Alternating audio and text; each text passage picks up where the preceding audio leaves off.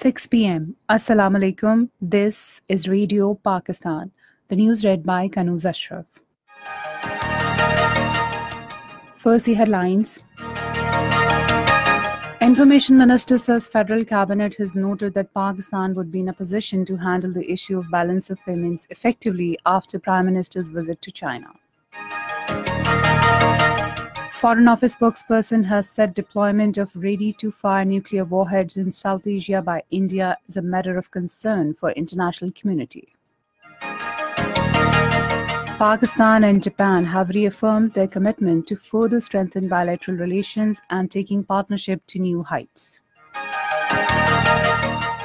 President has called upon religious scholars to spread the teachings of mystic saints for promoting peace, love, and tolerance in the society.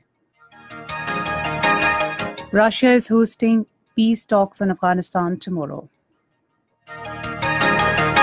And the second one-day international cricket match between Pakistan and New Zealand will be played in Abu Dhabi tomorrow. And now the news in detail.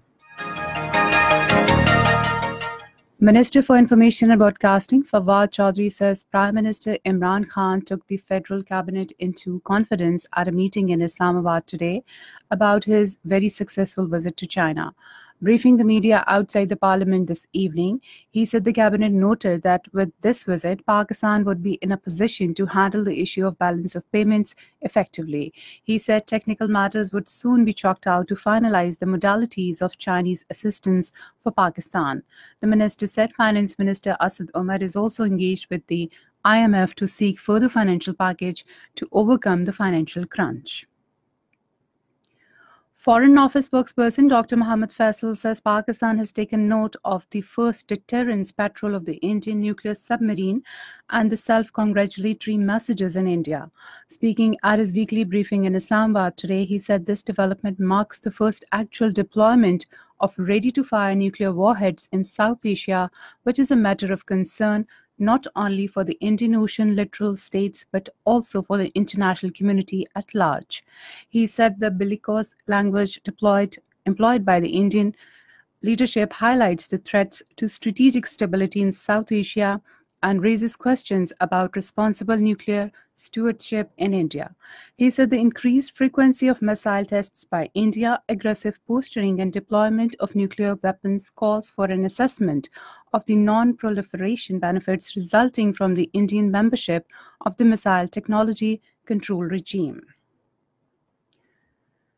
The spokesperson said after the United Nations Human Rights Office report, the United Kingdom's parliamentary body's report has also pinpointed the grave human rights situation in occupied Kashmir, where a number of marked and unmarked graves are being found as a result of the ongoing Indian brutalities.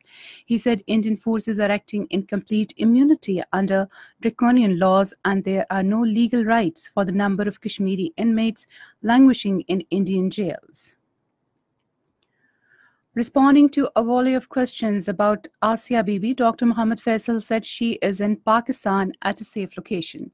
He regretted that a section of media acted in highly irresponsible manner and made banner headlines about the so-called departure of Asia Bibi abroad.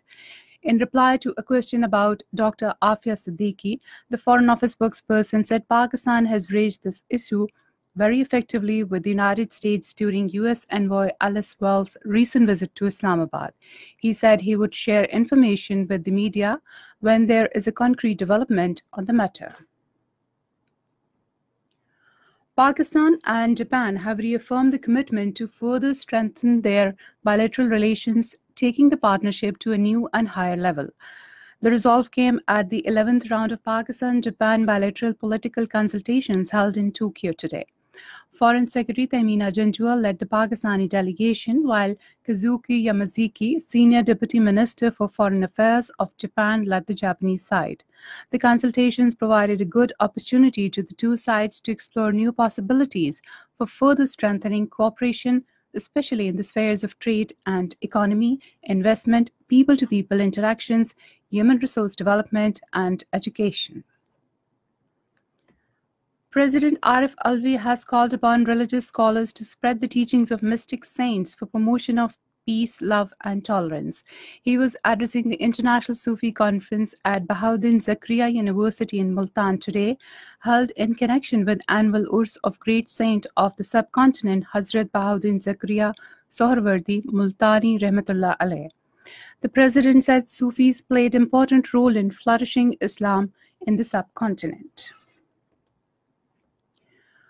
Foreign Secretary Tehmoona Janjua held a meeting with her South Korean counterpart, Ms. Kang Kyung-woo, in Seoul and reviewed the entire gamut of bilateral relations. The two sides identified opportunities and possibilities for further deepening the relations in all fields, especially in the spheres of trade, investment, education, culture, and parliamentary exchanges. National Assembly Speaker Asad Kaisar says Pakistan desires for promotion of parliamentary links with all the countries for progress and prosperity in the region. Talking to British High Commissioner Thomas Drew in Islamabad today, he said parliamentarians of the two countries can benefit from each other through the exchange of visits.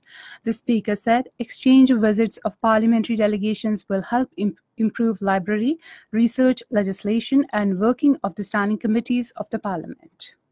This is Radio Pakistan. JF-17 Thunder exhibited its dazzling aerial performance in front of the delegations of various air forces and aviation industries on the third day of Zhui Air Show at China. The breathtaking aerial display by the seasoned aerobatics pilot wing commander Zishan Baryar included some stunning maneuvers like the muscle climb, thunder turns, slow speed pass, and inverted flight. An over 15 minutes jaw-dropping performance by Pride of the Nation JF-17 Thunder concluded with the trademark vertical rolls and disappearing in the blue skies of Sui, leaving behind hundreds of spellbound spectators.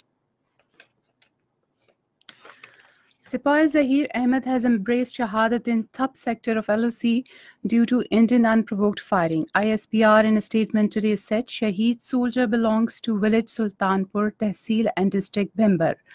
He is survived by a widow. Pakistan Army troops retaliated effectively and engaged enemies' posts involved in unprovoked firing. In occupied Kashmir, Chairman of Tehreek-e-Hurriyat Jammu and Kashmir Muhammad Ashraf Sehrani has said that grave human rights violations have become order of the day in the held territory. In a statement in Srinagar today, he deplored that the space for pro-freedom leadership was being choked so much that they were not allowed to address people on Fridays. He strongly condemned the arrest of religious scholars and preachers, terming them as political vendetta, and the sheer frustration on the part of occupied forces in the held territory. Russia is hosting peace talks on Afghanistan tomorrow. Delegations from different countries including Pakistan, Afghanistan, India, Iran, China, and the US and the Taliban delegation have been invited to attend the talks. The U.S. State Department spokesperson confirmed that their representative will attend the peace talks. The spokesperson said that all countries should support direct dialogue between Afghan government and the Taliban to reach an end to the war. In Syria, the U.S.-led fighter jets attacked an oil field in eastern parts of the country, killing 20 ISIS terrorists. Last Sunday, it killed 12 U.S.-backed fighters in a surprise attack in eastern Syria close to the Iraqi border. In the United States, 12 people were killed and a dozen others wounded after a gunman opened unprovoked firing at a bar in California. According to police officials, the suspected gunman is also dead. Cricket second one-day international of three-match series between Pakistan and New Zealand will be played in Abu Dhabi tomorrow. New Zealand led the series 1-0. And finally, the weather report. Mainly cold and dry weather is likely to prevail in most parts of the country during the next 24 hours. However, rain and thunderstorm with light snowfall over the hills is expected at isolated places in Malakand Division and Gilgit-Baltistan. And that is the end of the news. For more news and analyses, log on to our website radio.gov.pk and also watch live video streaming of our bulletins on the link facebook.com Radio Pakistan News Official.